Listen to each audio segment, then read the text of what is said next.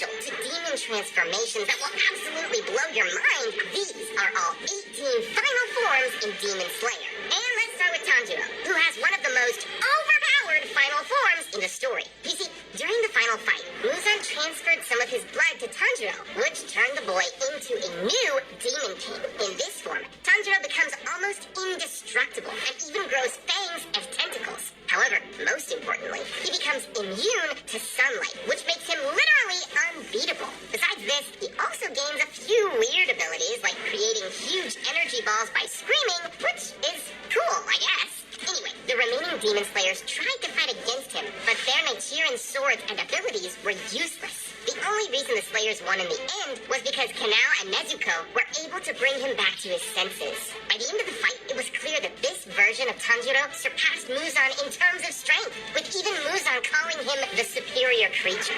Nezuko Kamado. Nezuko might be the youngest character to achieve her final form in Demon Slayer, but don't let that fool you, because her final form is wild. Although she's initially a weak demon, Nezuko quickly learns to fight along with Tanjiro as they come up against increasingly strong demons. Her claws and fangs are her greatest weapons at first, but once she awakens her blood demon art, she instantly becomes a lot more powerful. Using this new ability, she's able to ignite her own blood, burning demons while doing no harm to humans in the process, leading to an incredible offensive weapon that doesn't endanger her comrades. Later, during the Entertainment District arc, Nezuko awakened her final form, which sees her aging up to her prime within seconds while a horn grows out of her forehead. In addition, she sprouts sharp claws, fangs, and gains a huge speed, strength, and stamina increase.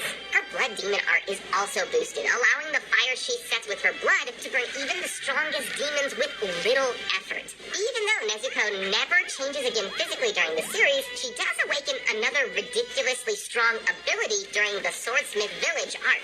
Specifically, she becomes the first demon to overcome the sunlight. This alone gives her an edge over every other demon in existence.